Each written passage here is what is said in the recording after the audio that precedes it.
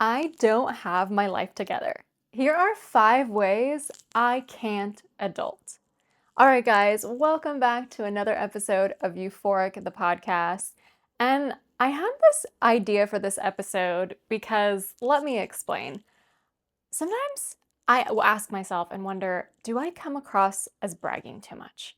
And the reason why is because growing up my whole life, I didn't share my accomplishments. I didn't share my successes. You were really taught to keep that kind of stuff in.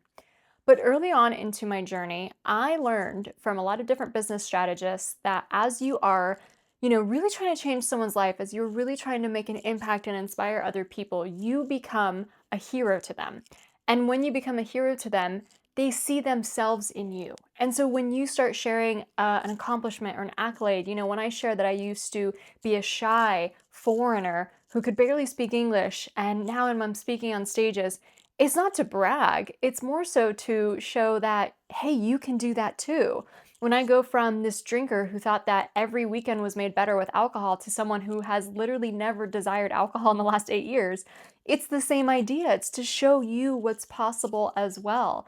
When I tell you stories about having writer's block for over a decade and then writing a best-selling book that got me a six-figure book deal. It's the same thing. It's not to brag about my accomplishment or what I've done. It's to show you, hey, I'm just like you, and whatever I've achieved or accomplished or the dreams I've gone after, you can do that too. Because if I can do it, then you can do it too. And so I think I come across always trying to share the cool wins that have happened, whether I've retired my husband or whether we're, traveling to our next country or next bucket list, just to inspire people to go after their dreams and go after the next big thing. It doesn't mean my life is perfect, though. It doesn't mean I don't have challenges. The second reason why I think I love to share that kind of stuff is because I never used to. And one of my first coaches really had me celebrate my wins, almost to the point of feeling super uncomfortable. Like, I knew she would ask me this question on the call, and I would just kind of blank out and be like, wait, but what am I going to share? Because I have that kind of inner critic where no matter what I do, there's still more to be done, right? No matter what I achieve, there's still someone achieving more, that kind of mentality. And so she really taught me to celebrate and anchor my wins and to be very outspoken about them and to, really recognize that when women don't speak up about their wins and celebrating themselves, it's actually holding all women back. And when I look at some of the role models and the mentors that I had that helped me, they inspired me, they showed me what was possible, they really painted the vision and the picture. I'm so glad that they were bragging. I'm so glad that they were sharing so outspokenly the things that they have achieved or the dreams that they're embarking on and stuff like that. Because if it wasn't for me being able to see that in other women and other people, would I even believe that it's possible for me? So that's kind of where the idea for the episode went from. And I realized that, I'm naturally a very optimistic person. I have reprogrammed my subconscious mind in many different ways to be in the language of success, to be in the language of, opportunity and stuff like that. And maybe that annoys some people. And that's okay. Probably not my people. That's fine, right? But I thought it'd be really fun to do this episode and kind of share where I don't know what I'm doing, where I really can't adult, where I do not have my life together. Because also, if you think that you have to be a perfect version of yourself in order to achieve your dream or in order to be a leader, you're always going to hold yourself back. So it might look like I got it all figured out on the outside sometimes, but let me give you the inside peek to what's really going on in my life. All right, let me start with number one. So, I'm the kind of person who's really mentally organized. I stay on top of deadlines for the most part.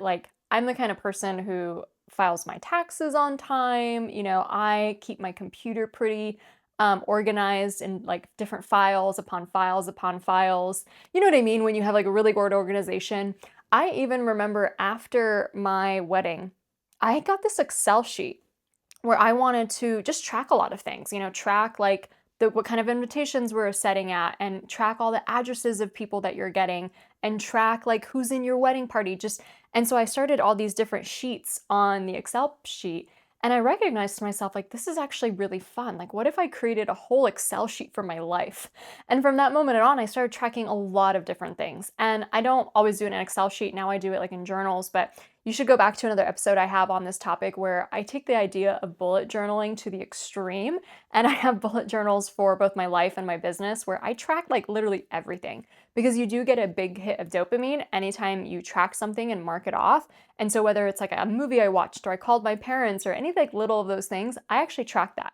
I'm not OCD now to the point where I actually put it back in the Excel sheet. I just found that that takes way too long. So I do like the, writing it down, but I don't actually like put the data anywhere.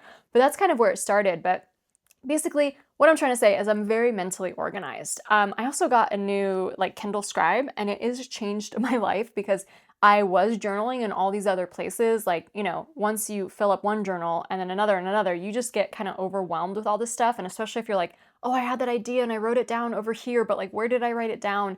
Now I'm doing the same crazy mental organization with my Kindle. So there are files within files within files. You know what I mean? Like I have a general business folder, and then each thing is broken up into like marketing and finances, and the marketing is broken up into like podcasts and program. Like it just goes 9 layers deep into so many different things.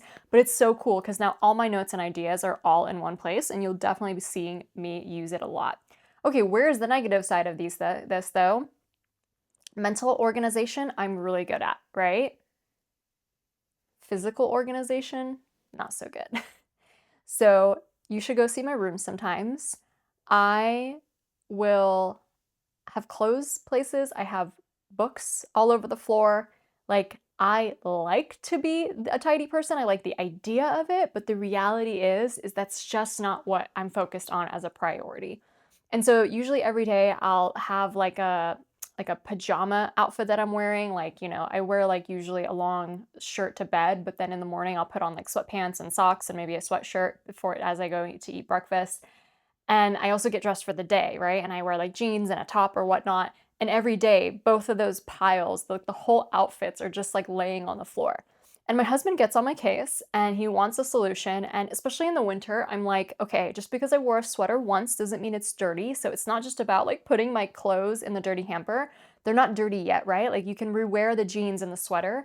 So we have like another basket where I'm supposed to put like the rewears, but like I'm not that good at it. So if you go into my room on a random week, there's going to be clothes on the floor and there's going to be books everywhere.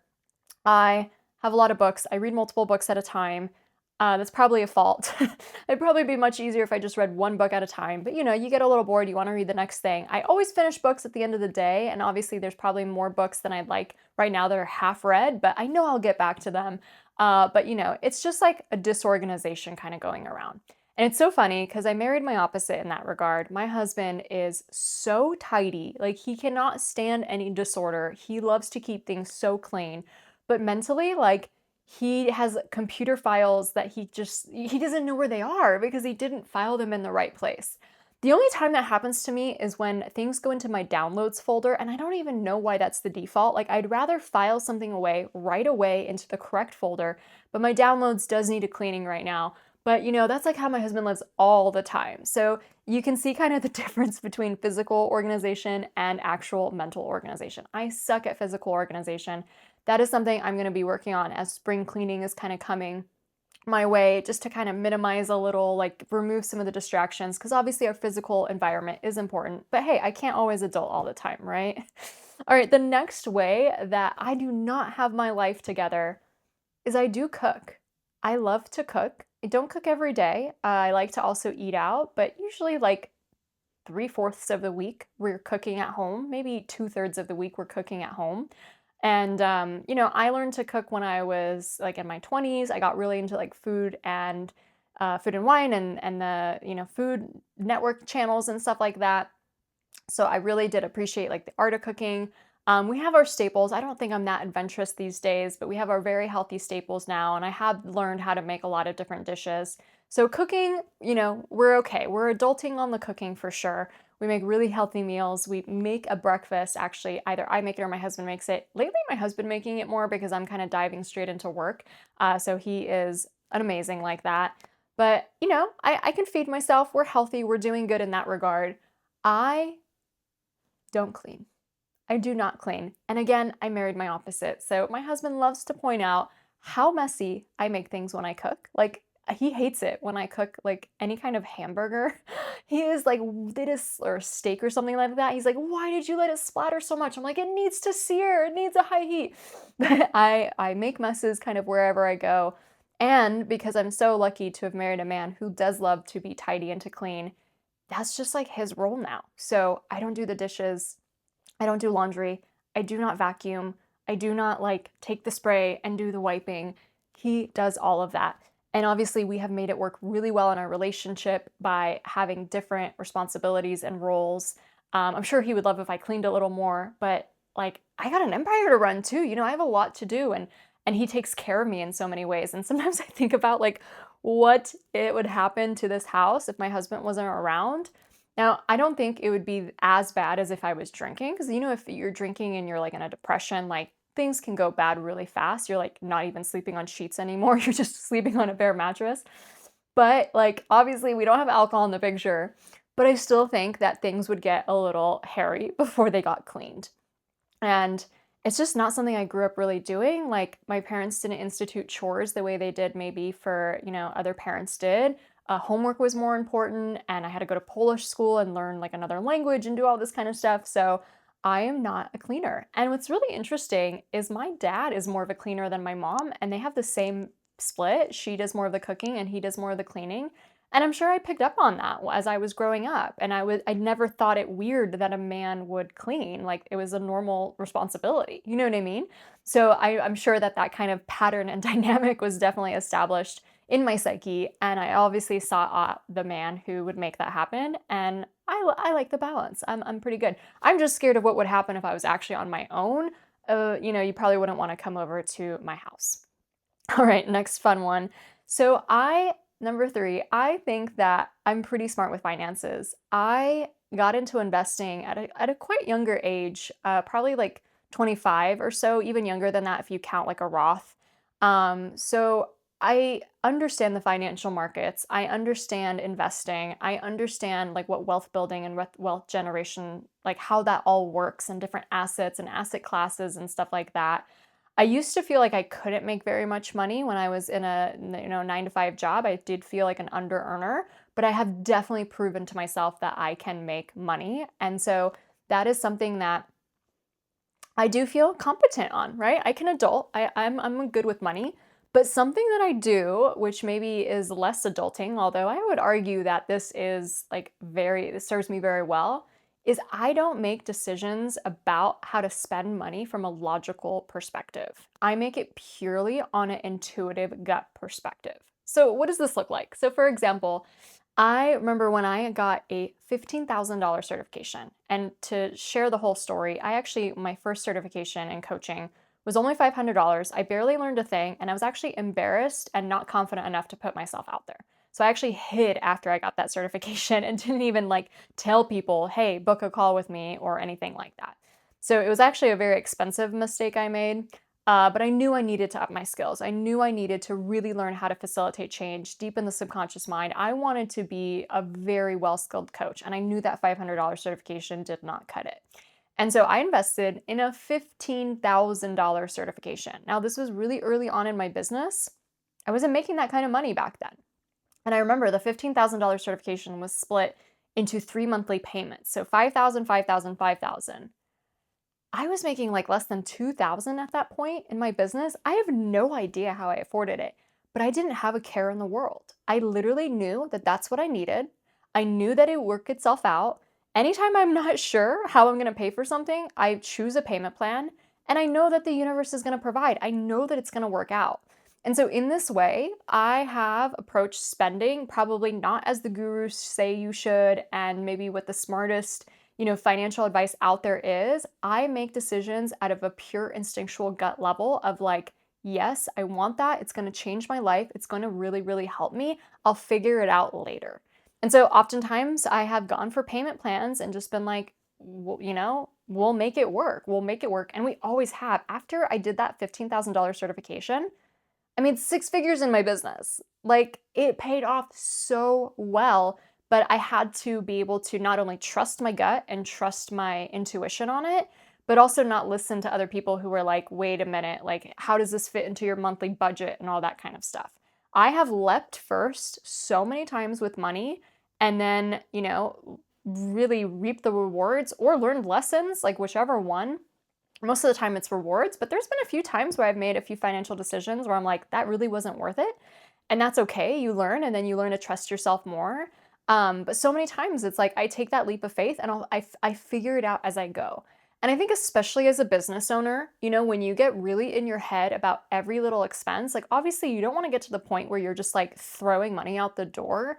But when you get so hypercritical on every single thing, you just become like, you're not the risk taker anymore. You're not the visionary of your company. You're just someone who's trying to manage these expenses to be as least as possible. And like the company becomes stagnant then. You know what I mean? So I think it's actually healthy sometimes to be the visionary, healthy to do that.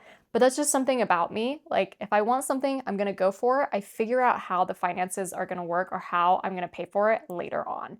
And I'm actually pretty well surprised of the results. And again, there's been a few times where it's bit me in the ass, and I'm just being super honest about that too. All right.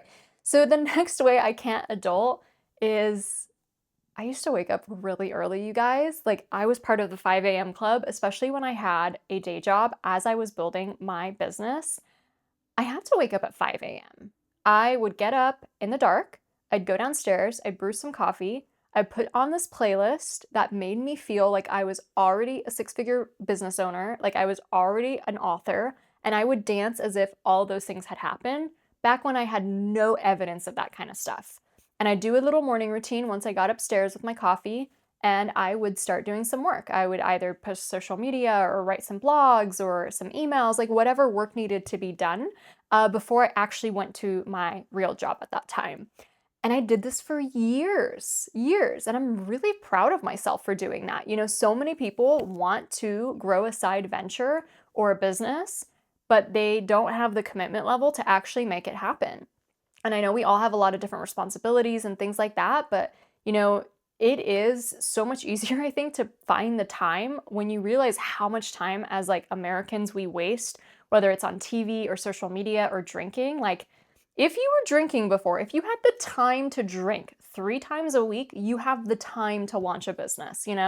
And I even remember like on my bathroom breaks, I would go into the bathroom and go post on social media. Like, you make it happen, you make it work.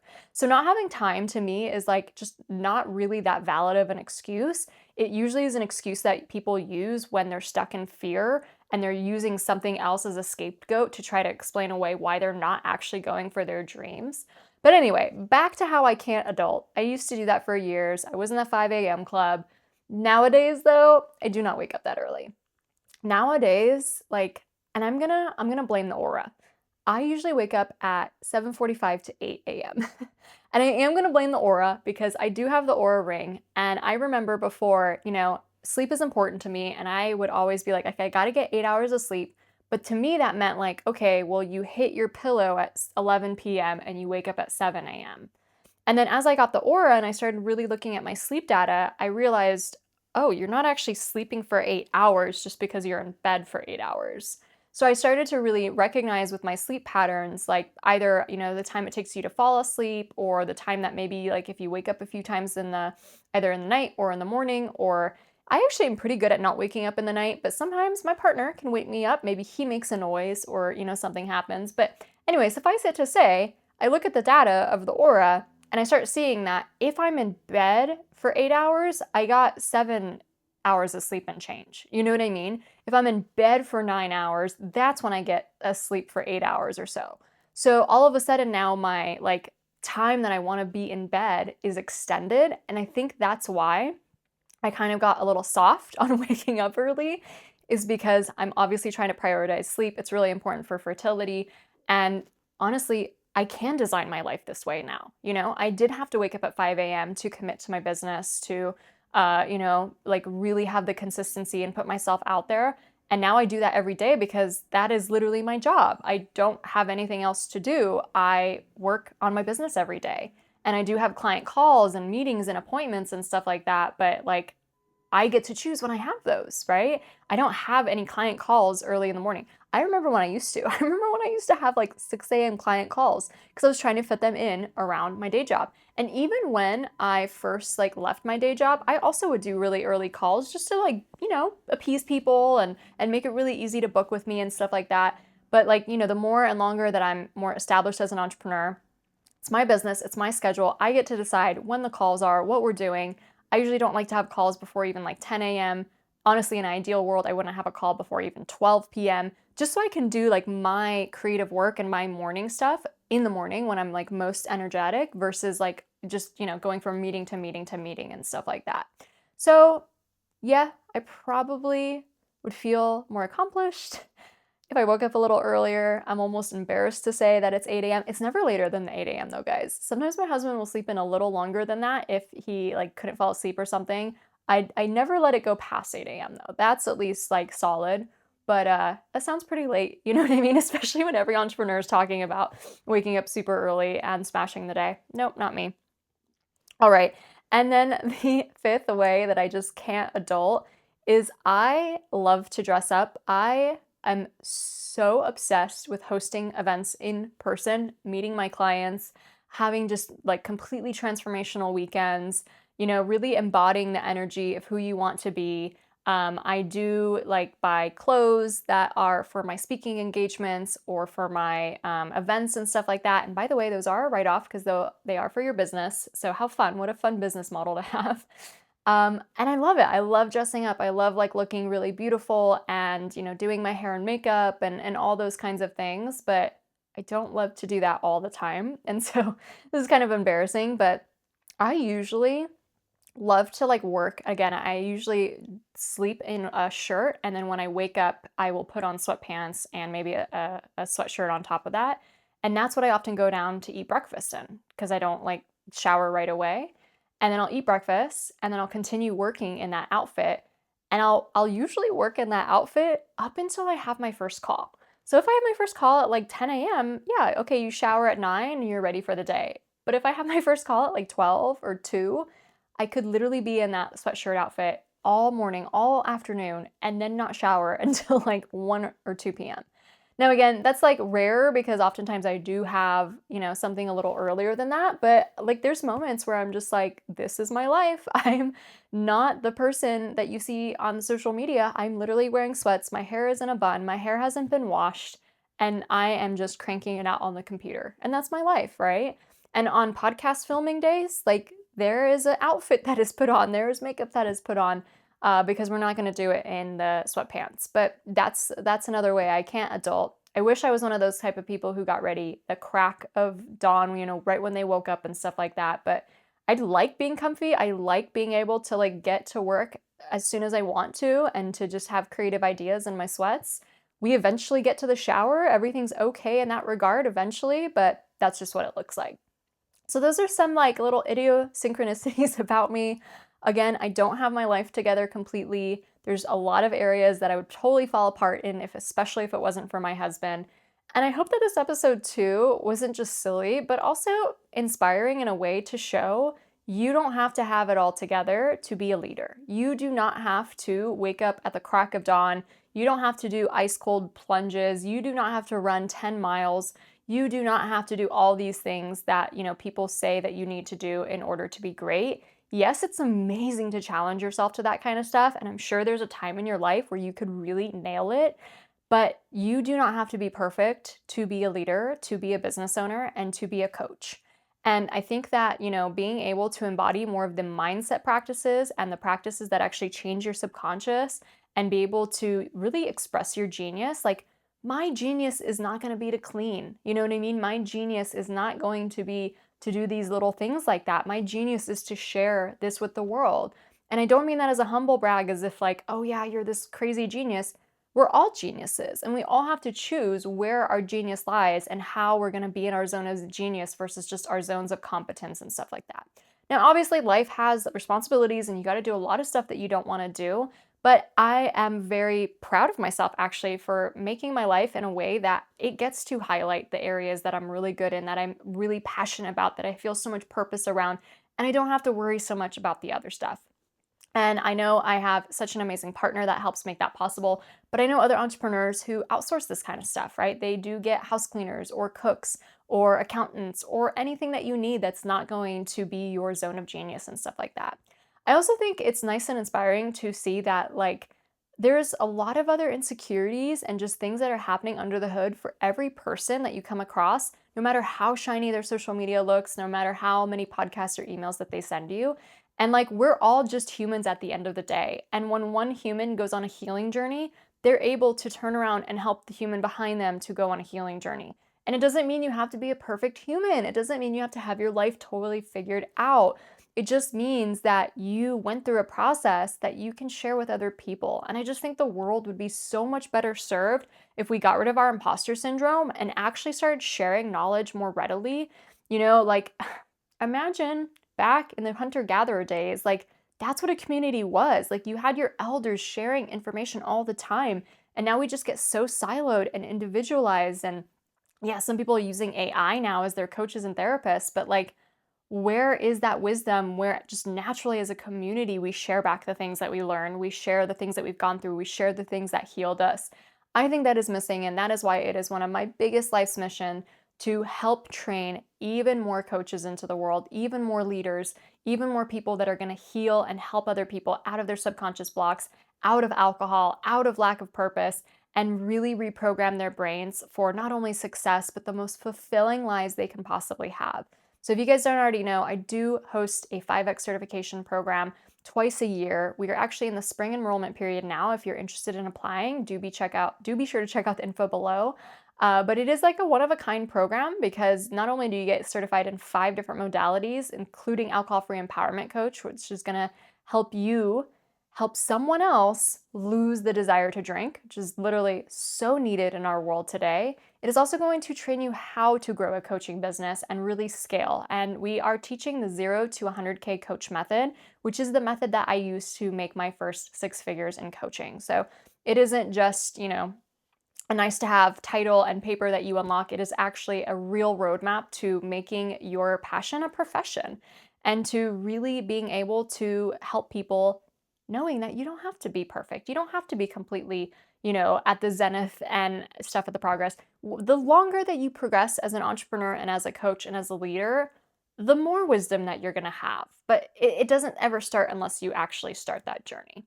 So I hope this was funny and fun and just, a little intro into my life. And you don't know how much I appreciate you listening to this show. I know there's some of you who've been listening ever since I first started this back with Danielle in 2018. Like, oh my gosh, I love you. Some of you are newer to the show, and thank you so much for listening. This is such a cool place where the alcohol-free lifestyle and entrepreneurship get to collide together and really making such a big, meaningful, impactful purpose of your life. I know these things are like big and weighty, but they're my favorite things to talk about. And I'm sure that that is something that is really been changing your life as well. So tune in to next week's episode. I'll see you then.